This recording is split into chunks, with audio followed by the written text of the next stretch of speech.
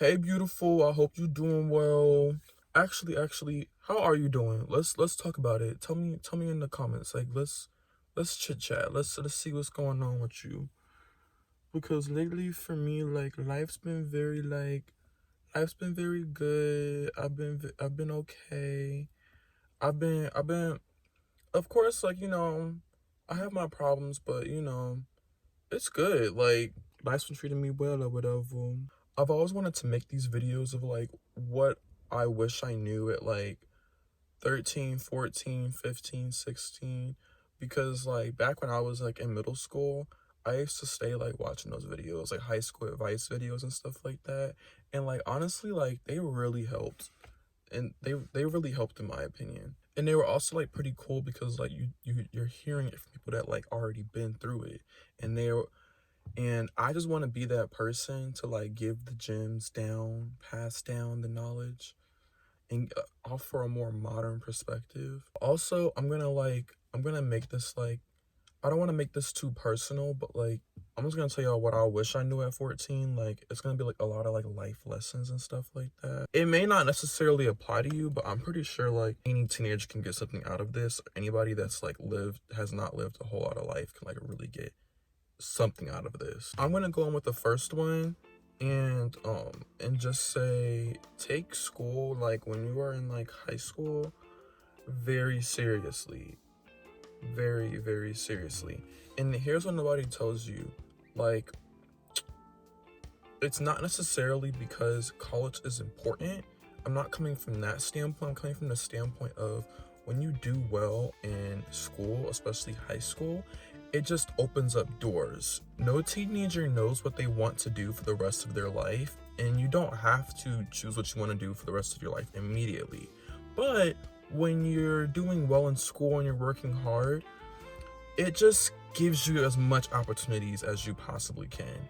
And remember this, you don't need school to be successful. And college is not the only way. There's so many other routes. There's so many other lucrative careers out there that can fit your personality, can fit like what you like to do. Because let's say for example, in high school, like you just lollygagging, you playing around, you just like flunking your classes, you just like living la vida loca up in here, right?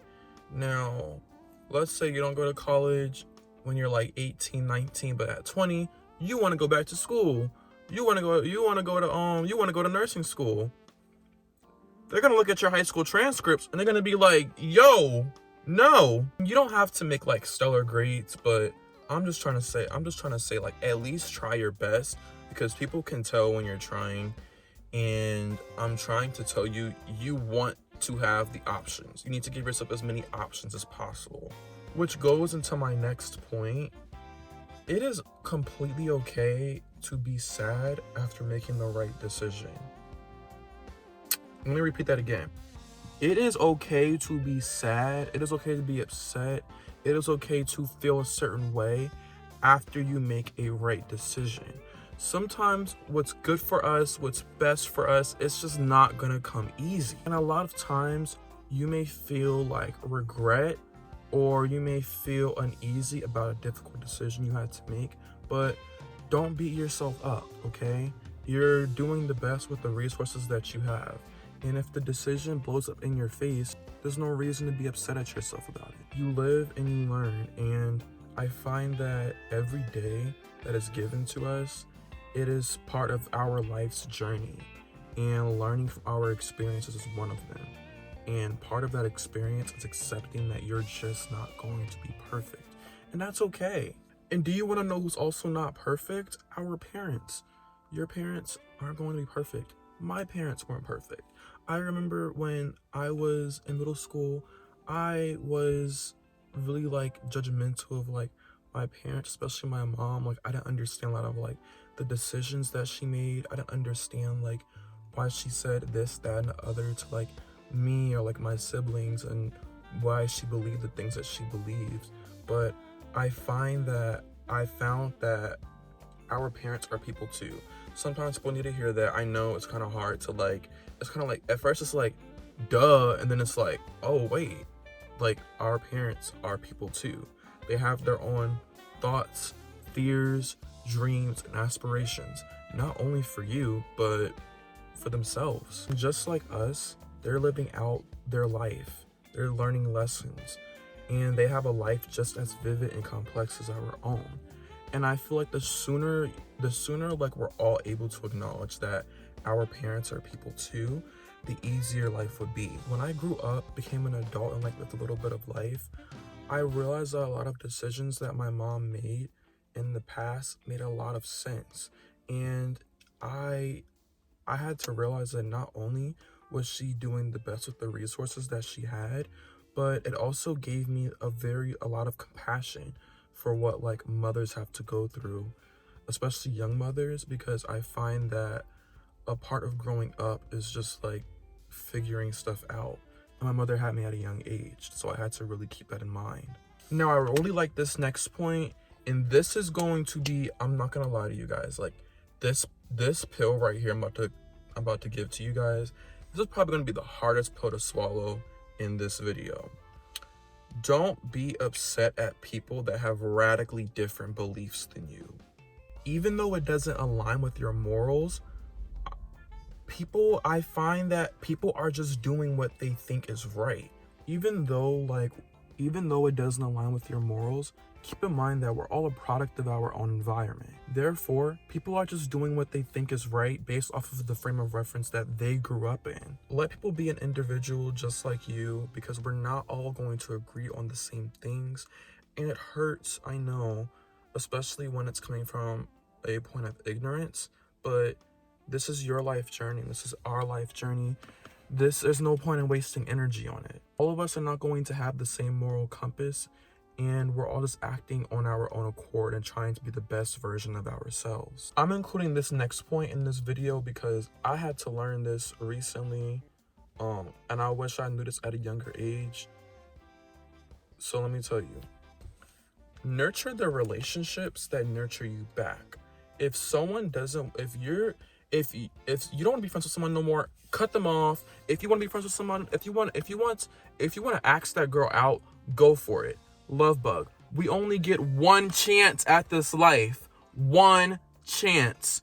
If you want to call your aunt that you haven't talked to in 3 years and tell her that you love her, do that shit right now, because we only get one life and we only get one chance at this. We only get one mom, we only get one dad, one grandmother, one sister, brother, like life is too short.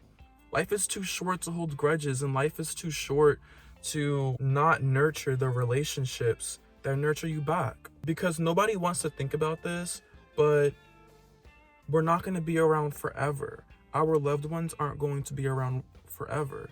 So when you savor the relationships, and I mean actively savor the relationships, it's going to feel good. You're going to appreciate it more.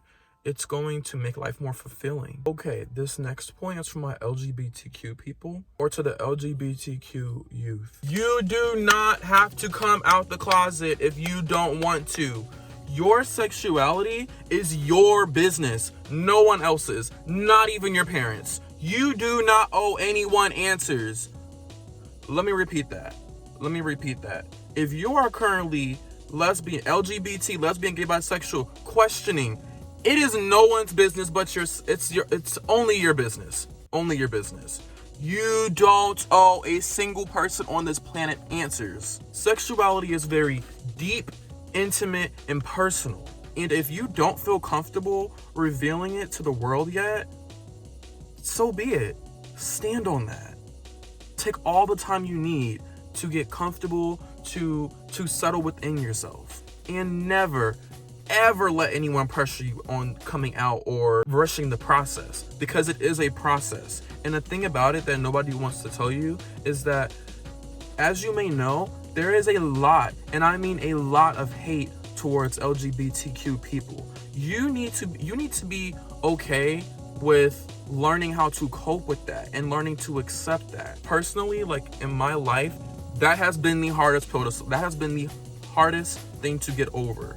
But once I accepted it, and once I learned to become comfortable with myself, I find that I wouldn't trade it for the world. I'm very fortunate in my life that I was able to have a group of supportive people, and I was able to cope. I was able to cope with the stress of homophobia towards me on a consistent basis. But it doesn't have to be that way. When I was a teenager, I constantly felt like people were like pressuring me, and people was like asking me questions, and like I owed them an explanation. I don't owe nobody. I don't owe nobody explanation. You don't owe nobody explanation. You never did. People are like, oh my God, are you gay? Oh my God, he's gay. Are you a lesbian? I think you're a lesbian. Da da da da. You can lie. You can literally lie. If it is for your safety, don't worry about lying. It is for your safety. It is for your well-being. And it is no one's business except for yourself. On that note, before I conclude the video, I just want to say that like exercise is very important. It can literally relieve your anxiety. It can improve your mood. And your diet is also important because, you know, when you're young, it's easy to get for granted. But I work in the healthcare industry currently, and I'm trying to tell you, I'm realizing that most of people's issues, especially in America, it's so sad, but it's just from long-term issues with their diet, just eating an unhealthy diet and not exercising. And I know it sounds simple. And it's exercising every day and eating healthy is a lot easier said than done. But trust me, it will improve your mood. If you can stick to it, it will improve your mood, and it will keep your health intact. Anyway, I know that last point was boring, but I do want to say thank you so much for listening to the video. Even if you didn't make it to the end, I still really appreciate you for even just clicking on my face, because I know it's a lot. I talk a lot. Have a good one. Ciao.